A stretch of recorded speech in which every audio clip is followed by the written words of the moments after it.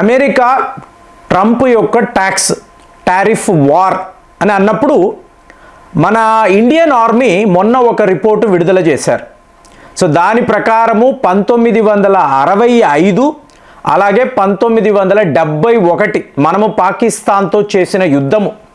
So దానికి కావలసిన ఆయుధాలు, డబ్బు, సపోర్ట్ సిస్టమ్, నీకు ఏం కావాలో అడుగు నేను ఇస్తాను, ఈ భారత్ను ఓడించు అని చెప్పి పాకిస్తాన్ లాంటి ఒక దరిద్రమైన దేశము, దుర్మార్గులు అయినా కూడా వాళ్ళకి సపోర్ట్గా నిలబడిన అమెరికా అని చెప్పి, అంటే నువ్వు ఏదో నిజాయితీ పరుల్లా మాట్లాడుతున్నావు, నువ్వు చేసిన పనులు ఏమిటని చెప్పి క్లియర్గా ఇండియన్ ఆర్మీ ఒక రిపోర్ట్ అనేది ప్రపంచానికి చూపించారు.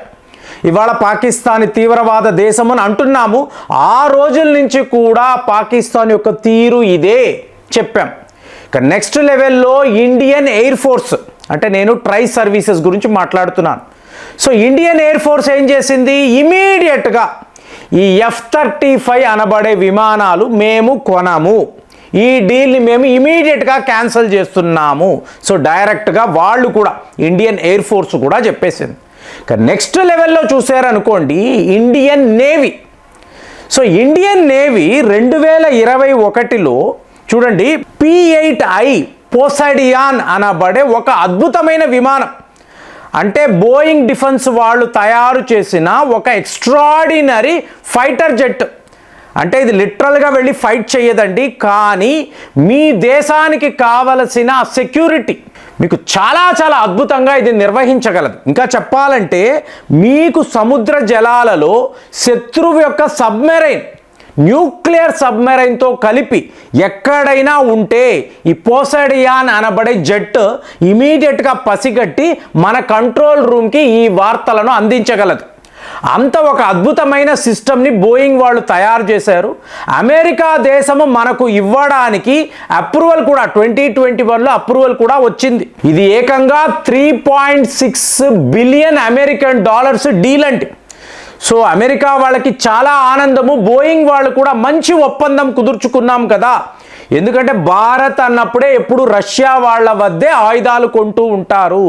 ఆఖరికి మన ఫైటర్ జెట్స్ను కూడా రిజెక్ట్ చేశారు, రఫేల్ విమానాలే కదా కొన్నారు. ఇలా బాగుంది, ఎందుకంటే ఆల్రెడీ ఇంతకు ముందు కూడా P-8I పోసైడియాన్ అనేది మన వద్ద ఉందండి. మనము చైనా మీద నిఘా పెట్టడానికి అంటారు కదా, ISR అంటే ఇంటెలిజెన్స్, సర్వీలెన్స్, అలాగే రికానెసెన్స్, ఈ మూడిటిలో ఇది ఒక టాప్ క్లాస్ విమానం. సో ఆల్రెడీ మన వద్ద ఉంది, మనం వాడుతున్నాం ఇండియన్ నేవీ కోసం. సో ఇవాళ ఈ ట్రంప్ అనబడే కంపు వీడు చేసే పని వల్ల ఇమీడియట్గా దీన్ని మేము పాస్ చేస్తున్నాము.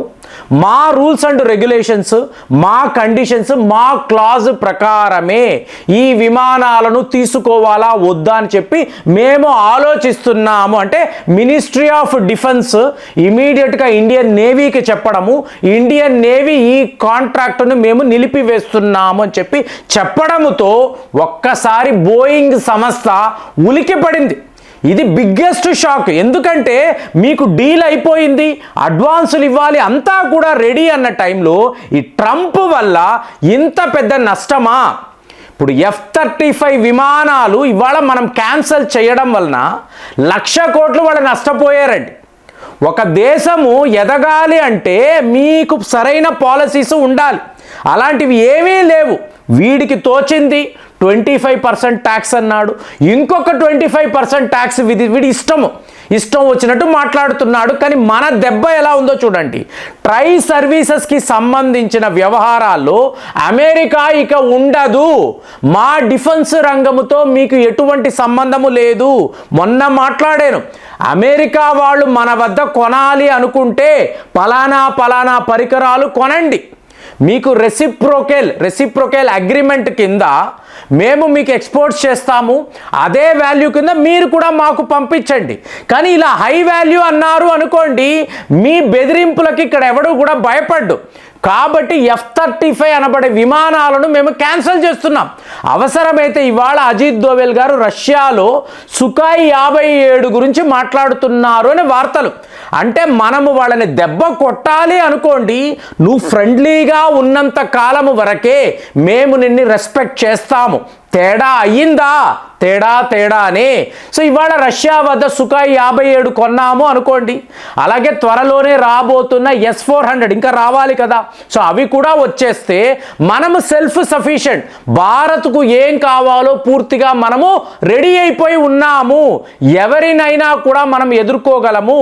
ఇది మన ఆలోచన.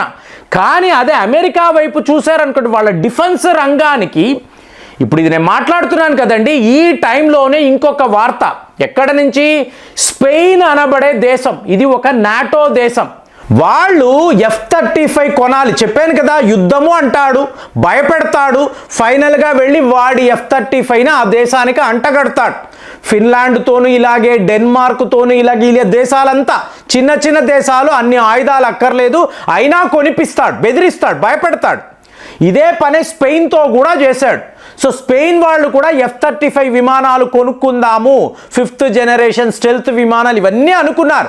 ఫైనల్గా భారత్ ఎక్స్పోజ్ చేసిన విధానం ఇది కేరళలో అనండి, అలాగే మీకు ఇజ్రాయెల్ యుద్ధములో అనండి, మీకు F-35కి అంత సీన్ లేదు అనేది క్లియర్గా ప్రపంచ స్థాయిలో. ఇంకా చెప్పాలంటే డొనాల్డ్ ట్రంప్ గారే F-35 వల్ల మనకు పెద్ద ఉపయోగం లేదు, బడ్జెట్స్ తగ్గిద్దామంటే దాని ప్రొడక్షనే తగ్గిద్దాం అన్నప్పుడు $7.24 billion American dollars worth of contract అంటే F-35 విమానాలను కొనాలి అనుకున్న స్పెయిన్, మా వద్ద డిఫెన్స్ బడ్జెట్ లేదు, ఆర్థికంగా చాలా ఇబ్బంది పడుతున్నాము, ఇప్పుడు ఇంతంత మొత్తాన్ని మేము ఖర్చు పెట్టలేము అని చెప్పి టోటల్గా ఈ డీల్ని క్యాన్సిల్ చేశారు. చూడండి, భారత్ ఒక విషయం మీద ఎంత క్లారిటీతో ఉంటుందంటే, దీనిని తక్కిన దేశాలు అర్థము చేసుకొని ఇదంతా ఒట్టి బోగస్ వ్యవహారము, అమెరికా వాడు యుద్ధం అని చెప్పి ఆయుధాలు అమ్ముకుంటాడు, ఇదే వీడు చేసే పని ఇవాళ అందరికీ తెలిసిపోయింది. దాంతో అమెరికా వాళ్ళకి మన మీద ఎంత కోపము అంటే, ముఖ్యంగా మోదీ గారి మీద.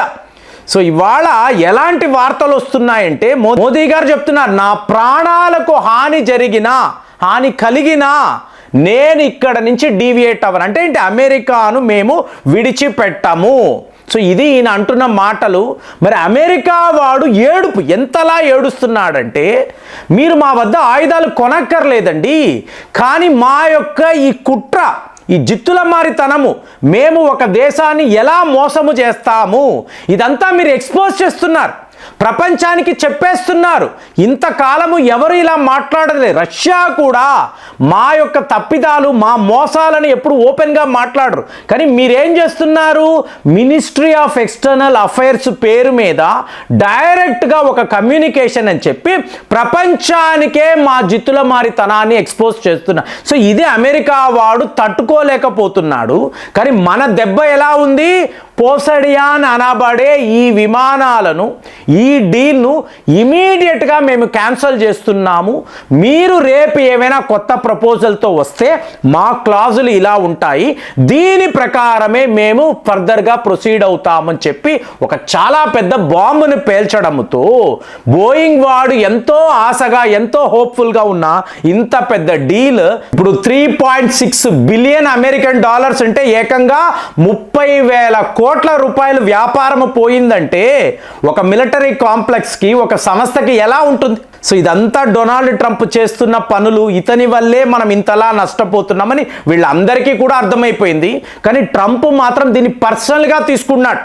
అంటే మనమేదో భారత్ను లొంగ తీసుకోవాలి అనుకుంటూ ఉంటే, వాళ్ళు మన యొక్క ఈ మోసాలను ఇంతలా ఎక్స్పోజ్ చేసి ప్రపంచం ముందు మనల్ని నిలబెట్టి, ఇదేరా అమెరికా, వీడి సీన్ ఇంతే, మీరు ఎవరు భయపడకండి, వీడి వద్ద అసలు ఆయుధాలే కొనకండి, ఈ ఆయుధాలకు అంత పెద్ద సీన్ ఏమీ లేదు, అంతలాగా ఇవేమి గొప్పగా ఏం పని చెయ్యవని ఓపెన్గా చెప్పడంతో ఇవాళ అమెరికా వాళ్ళు మన మీద ఈ పగా ప్రతీకారం అనేది పెంచుకుంటూ వెళ్తున్నారు. మనము కూడా దానికి సిద్ధముగా ఉన్నాము. మరి భారత్ కొట్టిన ఈ దెబ్బ, పోసాడియాన్ దెబ్బ అమెరికాకు ఎంత గట్టిగా తగిలింది అంటే వాళ్ళు లబోదిబోం అంటున్నారు. మరి బోయింగ్కి జరిగిన ఈ నష్టాన్ని మీరు ఎలా చూస్తున్నారు? కామెంట్స్లో రాయండి. మళ్ళీ వచ్చే వీడియోలో కలుద్దాం. జై హింద్.